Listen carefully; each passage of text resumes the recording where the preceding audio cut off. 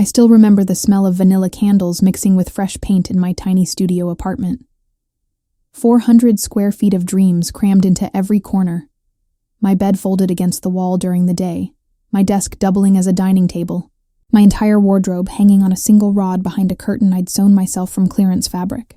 The windows were small and faced an alley, but I'd hung mirrors strategically to catch what little light filtered through, creating the illusion of space I couldn't afford. That apartment was my sanctuary.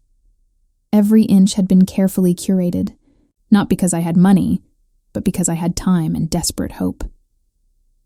I'd spent weekends at thrift stores, finding the perfect vintage lamp for $12, the small Persian rug that made my hardwood floors feel warm under bare feet. My books were stacked in careful towers that served as both storage and makeshift side tables. I'd painted the walls a soft sage green myself, working in the evenings after my 2 part-time jobs, my shoulders aching but my heart full of possibility. When my cousins called saying they were visiting the city and needed a place to crash, something in my chest fluttered with excitement. Family. Connection. I hadn't seen them in 3 years, not since the last awkward holiday gathering where conversations felt stilted, and I'd felt like the poor relation everyone politely acknowledged but didn't quite know how to include. But here they were, reaching out, needing something I could actually provide. I spent the entire week before their arrival preparing. I bought new sheets for the air mattress, cleared space in my tiny closet, stocked my miniature refrigerator, with their favorite snacks I remembered from childhood visits. I borrowed folding chairs from my neighbor, Mrs. Chen, moved my desk to create more floor space, and deep cleaned every surface until it gleamed. The night before they arrived, I stood in my spotless apartment and felt something I hadn't experienced in months. Pride. This small space might not be much, but it was mine, and I was ready to share it with the people who'd known me since before I learned to tie my shoes. Marcus arrived first, all 6 feet of him ducking through my doorway with that easy smile I remembered from our teenage years. Behind him came Jessica and David, and suddenly my carefully arranged space felt impossibly small. But their presence filled something in me I hadn't realized was empty. We hugged and laughed, and for a moment, standing there in my tiny living room, I felt like I belonged somewhere again. "This place is so cute," Jessica said, but there was something in her tone, a slight emphasis on cute, that made my smile falter for just a second. David was already examining my fold-out table with the skeptical expression of someone accustomed to much sturdier furniture. Marcus was poking at my carefully stacked books, and I held my breath as one tower wobbled. But I pushed those feelings down. They were tired from traveling. They'd adjust. This was going to be wonderful. Family time in my safe space, sharing meals around my small table, staying up late talking like we used to during summer visits to our grandmother's house. I had taken 3 days off work, something I couldn't really afford, but some things mattered more than money. Some things, I told myself, mattered more than the growing knot of anxiety in my stomach as I watched them settle into my carefully curated world. The first crack appeared on the second morning when I woke to find pizza boxes stacked on my clean counter, grease stains seeping through the cardboard onto the surface I'd spent an hour scrubbing the night before. The boxes were empty, but no one had thought to throw them away. The remnants of their late-night feast were scattered across my small table. Crushed beer cans, napkins crumpled and discarded, sauce packets torn open and abandoned like tiny crime scenes. I moved quietly, cleaning around their sleeping forms sprawled across my carefully arranged space. Marcus had pushed my book stacks aside to make room for his suitcase, and I found myself rebuilding them in the pre-dawn darkness, running my fingers over covers I'd touched so carefully just days before. The vanilla candles I'd lit for ambiance had been blown out carelessly. Wax splattered across my thrift store coffee table in hardened drops I'd have to scrape off later. "Morning, cuz," Jessica mumbled from the air mattress as I tiptoed around her, garbage bag in hand. She didn't offer to help clean, just rolled over and pulled my spare blanket, the soft one I'd saved for months to buy, over her head. David was using my desk chair as a clothes hanger, his jacket draped over the back, His shoes kicked underneath where I usually kept my feet while working on my laptop. The second day brought new violations. They ordered takeout and ate it straight, from the containers, leaving sauce-stained boxes on my carefully chosen vintage rug. They used my towels and left them damp on my bed. They rearranged my furniture without asking, pushing my small couch against the wall to create a gaming area for David's console, which now dominated my living space with tangled cords and the aggressive sounds of virtual warfare. When I gently suggested maybe we could eat at the small table I'd cleared for us, Marcus laughed. "Come on, this is so much more comfortable. Besides, that table's too small for all of us anyway." The dismissal stung more than it should have. That table was small, yes, but I'd imagined us gathered around it, sharing meals and stories the way families do. Instead, they sprawled across my floor, turning my sanctuary into their personal recreation room. I found myself retreating to my tiny bathroom, the only space left that felt like mine.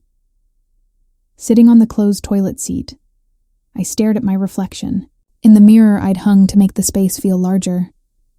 The woman looking back at me seemed smaller somehow, diminished.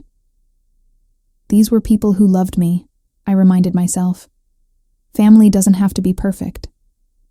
But the knot in my stomach kept growing tighter. By the third day, my apartment felt like a crime scene. They'd used my kitchen sink as a dumping ground for empty bottles and food scraps. My carefully organized closet had been ransacked when Jessica borrowed clothes without asking. Clothes that came back dirty and carelessly shoved back among my things. The small plant I'd nursed for 2 years, my one touch of living green in that small space, had been knocked over, soil scattered across my hardwood floor and ground in by careless footsteps. The breaking point came when I returned from my shift at the coffee shop to find them hosting what they called a little gathering. My 400-square-foot apartment was packed with strangers, people drinking from my mismatched glasses, sitting on my carefully arranged furniture, using my bathroom, without closing the door properly.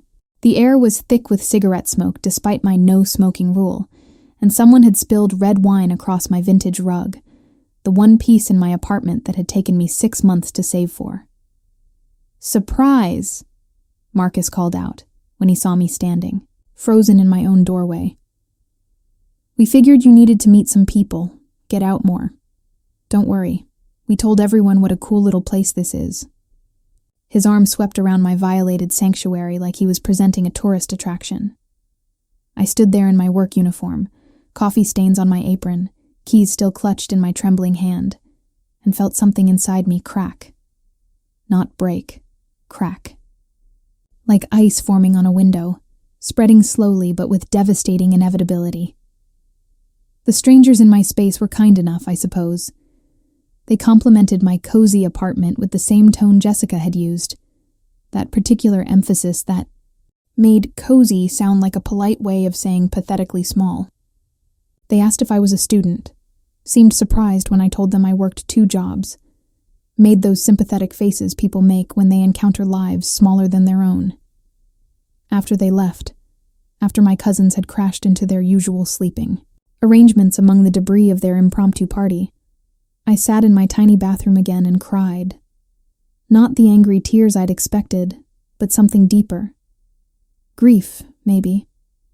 For the sanctuary I'd lost, for the family connection I'd hoped for the woman I'd been just a week ago who'd believed her small space was enough, who'd been proud of what she'd built with so little. I cleaned in silence the next morning, my movements mechanical and precise. I scrubbed wine stains that would never fully disappear. I swept up cigarette ash ground into my hardwood floors. I washed glasses that weren't quite the same after being handled by strangers, replaced my violated bedsheets, tried to resurrect my damaged plant with trembling fingers and whispered apologies. When they finally left on Sunday afternoon, their goodbye hugs felt like performances. "Thanks for letting us crash, cuz," David said, shouldering his bag. "This place is perfect for what it is." Jessica kissed my cheek and promised to keep in touch. But her eyes were already elsewhere, probably thinking about the comfortable life she was returning to. Marcus ruffled my hair like I was still 12 years old. "You're the best. We'll have to do this again sometime." I smiled and nodded and waved from my doorway until they disappeared around the corner. Then I closed the door, leaned against it, and looked at what remained of my sanctuary. The silence felt different now. Not peaceful, but hollow. The apartment, that had once felt like a cocoon, now felt like a cage, and I was the only prisoner. But something had shifted during those long nights of cleaning up after them, during those moments of sitting in my bathroom sanctuary, during the hours I'd spent rebuilding what they'd carelessly destroyed. The crack in my heart wasn't just damage, it was an opening. Light was getting in, and with it, a fierce determination I'd never felt before. That night, I sat at my small desk and opened my laptop. I updated my resume, polished my portfolio, and started applying for jobs I'd been too afraid to consider before. If they saw my life as small, maybe it was time to make it bigger. If they saw my dreams as cute, maybe it was time to make them undeniable. The woman who waved goodbye to her cousins that Sunday afternoon was not the same woman who would rebuild from the ashes of that violated sanctuary. She was someone new, someone harder and softer all at once. Someone who understood that respect isn't given freely. It's earned, demanded, and sometimes, when necessary, demonstrated in ways that leave no room for doubt. The months that followed, blurred together in a symphony of determined motion. I kept the tiny apartment, but it was no longer my world. It became my launching pad. Every morning, I woke before dawn and ran through the city streets, my breath forming clouds in the cold air, my footsteps pounding out a rhythm that sounded like more, more, more. I wasn't running from anything anymore. I was running toward something I couldn't yet name but could feel pulling me forward like gravity. The coffee shop job became my foundation, but I added freelance graphic design work in the evenings, hunched over my laptop at that same small desk where I'd cried just months before. My fingers flew across the keyboard with desperate precision, each project a building block toward something larger. I took on work other people didn't want. The difficult clients, the impossible deadlines, the projects that required me to stretch skills I wasn't sure I possessed. But desperation, I learned, is an excellent teacher. I stopped buying coffee during my breaks and started bringing lunch in containers I washed and reused religiously. Every dollar saved was a dollar invested in the woman I was becoming. I canceled subscriptions I'd justified as small treats, walked instead of taking the bus when I could spare the time, learned to see money not as something to spend, but as fuel for transformation. The first breakthrough came 6 months later when one of my freelance clients offered me a full-time position with their marketing agency. The salary was modest but steady, with benefits that felt like luxury after years of working without a safety net. I accepted immediately, then spent the weekend applying for higher-paying positions, using this offer as proof of my worth in negotiations with other companies. Within a year, I'd doubled my income. Within 18 months, I'd tripled it.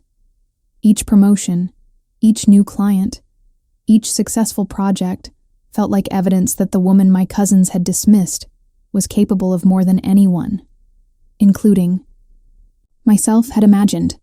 I worked with the focused intensity of someone making up for lost time, someone proving a point to an audience of ghosts. The small apartment that had once defined my limitations became the symbol of how far I'd traveled.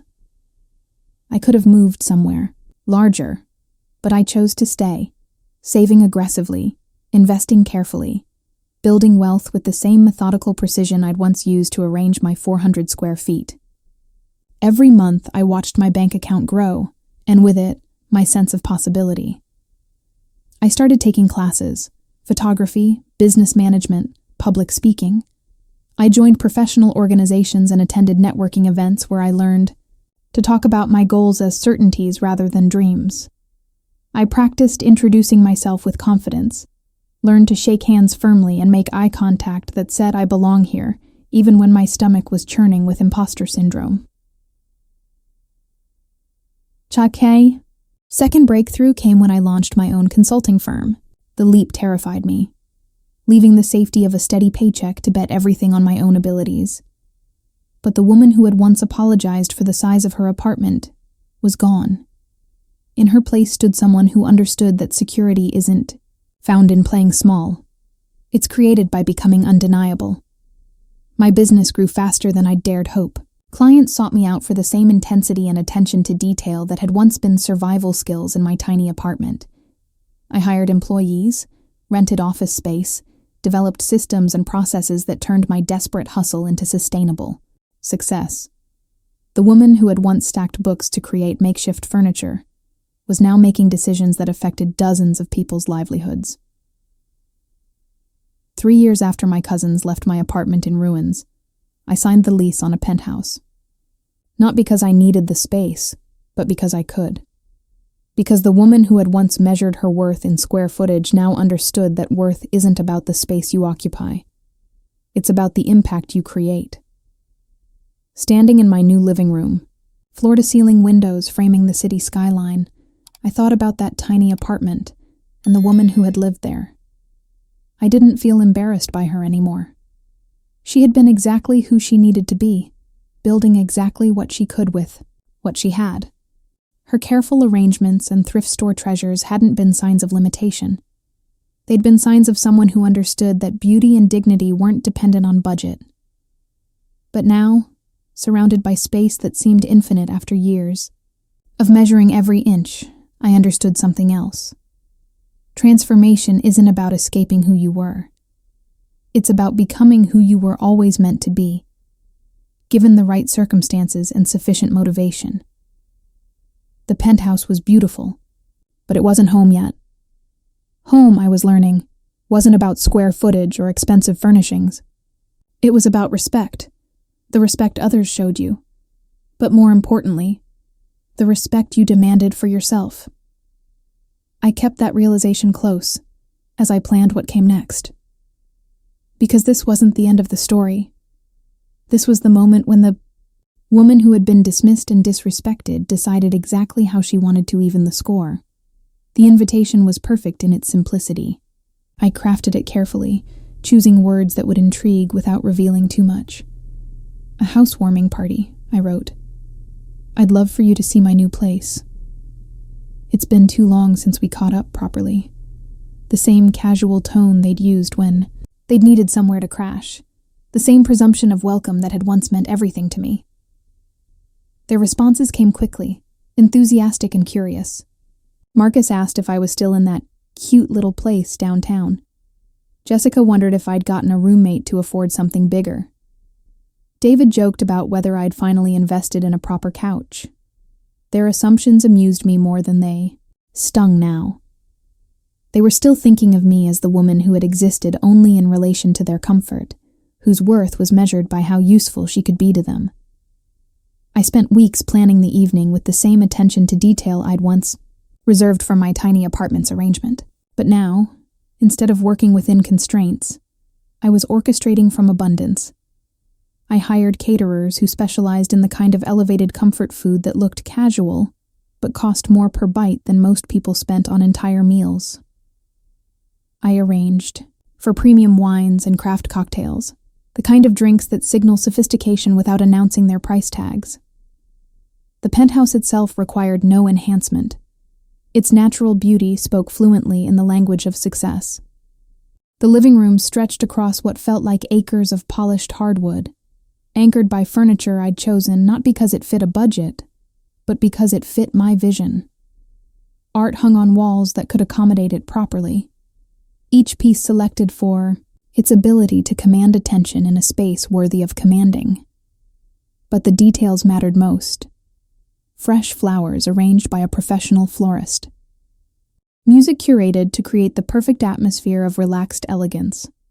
Lighting designed to make every corner feel warm and inviting. I wanted them to walk into a space that felt effortlessly perfect, the kind of perfection that only comes from having enough resources to make every choice deliberately. The week before the party, I found myself thinking about the woman I'd been 3 years ago, cleaning their messes in the pre-dawn darkness of my violated sanctuary. I felt protective of her now, tender toward her hope and her heartbreak. She deserved this moment, this reversal, this opportunity to show them exactly who they'd underestimated. When the evening arrived, I dressed carefully, not to impress, but to embody the confidence I'd built over months of proving myself in boardrooms and client meetings. I chose an outfit that looked effortless but had been selected with strategic precision, expensive enough to signal success, understated enough to let the apartment do most of the talking. The first knock came at exactly the time I'd specified. Through the peephole, I could see them clustered in the hallway, their faces animated with curiosity and something that looked like anticipation. For a moment, I felt the ghost of my former self. The woman who would have been nervous about whether she'd prepared enough, whether they'd approve, whether she'd somehow fail to meet their expectations. But that woman was a memory now. The woman who opened the door stood firmly in her own power, secure in her own space, ready to reclaim the narrative they'd written about her worth. "Welcome," I said, stepping aside to let them enter my world. I watched their faces as they stepped across the threshold into my penthouse, and for the first time in 3 years, I felt truly seen.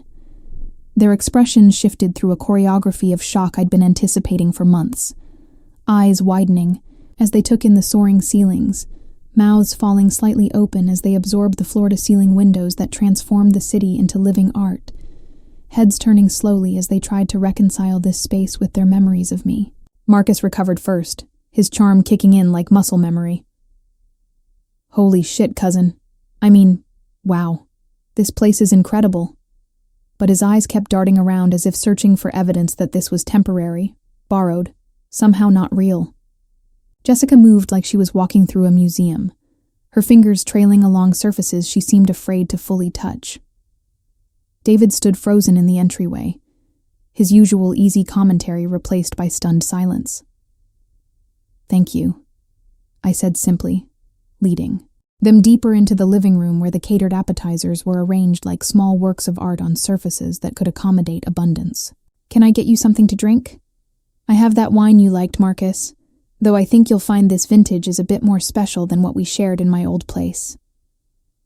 The evening unfolded with the precision I'd orchestrated, but the emotional undercurrents were more complex than I'd anticipated. They asked careful questions about how I'd afforded this, their curiosity wrapped in the kind of polite concern that barely masked their need to understand how the power dynamic had shifted so completely. I answered with strategic vagueness, letting them piece together hints about my business success, my client relationships, the life I'd built while they'd been living in the assumption that I'd remained exactly who they'd left behind. "I can't believe you didn't tell us," Jessica said during dinner, her fork poised over salmon that cost more than she probably spent on groceries in a week. "When did all this happen? How did all this happen?" I looked at her across my dining table. A table large enough for 8 people to sit comfortably, sturdy enough to hold not just our plates but the weight of this moment, and felt something settle in my chest. Not the vindication I'd expected, but something quieter and more powerful. "It started," I said carefully, "about 3 years ago, after you stayed with me that weekend." I let the words hang in the air, not accusatory but clear in their implication. I realized some things about myself, about what I was capable of when I really focused. The silence that followed was full of recognition. Marcus shifted in his chair, and I could see him remembering. The pizza boxes left on my counter, the strangers in my sanctuary, the casual disregard for space I'd treated as sacred. Jessica's cheeks flushed slightly as she recalled borrowing my clothes without asking, returning them dirty and carelessly shoved back among my things. David studied his wine glass as if it held answers to questions he wasn't ready to ask. But here's what I'd learned in the years since that violated weekend. Revenge is a dish best served with a side of grace. I could have made this evening about humiliation, about forcing them to confront exactly how they'd treated me and exactly how wrong they'd been about my potential. I could have let them marinate in their discomfort, could have highlighted every contrast between then and now, until they felt as small as they'd made me feel. Instead, I chose something more powerful. I chose to let my success speak for itself. While treating them with the respect they hadn't shown me, I asked about their lives with genuine interest, celebrated their achievements without comparison, made them feel welcome in my space the way I'd wanted to feel valued in theirs. As the evening progressed, something shifted in the room's energy. The initial shock gave way to something more complicated, a mixture of admiration, regret, and what might have been the beginning of real respect. They began asking different questions, not about how I'd acquired all this, but about the work itself, the challenges I'd overcome, the vision that had driven me from that tiny apartment to this panoramic view of the city. "I remember you always talking about your ideas," Marcus said as we moved to the living room for after-dinner drinks. "Even back then, you had these plans, these dreams. I guess I didn't realize how serious you were." The admission hung between us like a bridge neither of us was sure we wanted to cross. I could have pointed out that my seriousness had been evident in every carefully arranged corner of my old apartment, in every conversation where I'd shared my goals while they'd been distracted by their phones or planning their next adventure. But the woman I'd become understood that some lessons teach themselves. "Dreams are only as serious as the action you take to achieve them," I said instead, settling into my chair. A chair I'd chosen because it was beautiful and comfortable, not because it was the only option I could afford. It took me a while to learn that, but once I did, everything changed. As the night wound down and they prepared to leave, there was a quality to our goodbye that felt different from that Sunday afternoon 3 years ago. They hugged me with what felt like genuine affection, but underneath it was something new. Respect, maybe, or recognition that they were no longer dealing with someone whose worth they could casually dismiss. "Thank you for this," Jessica said at the door, and I could tell she meant more than just the dinner, more than just the evening.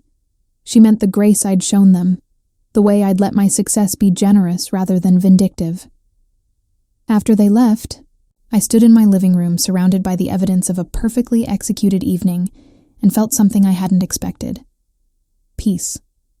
Not the satisfaction of revenge served, but the deeper contentment of someone who had transformed pain into power without losing her humanity in the process.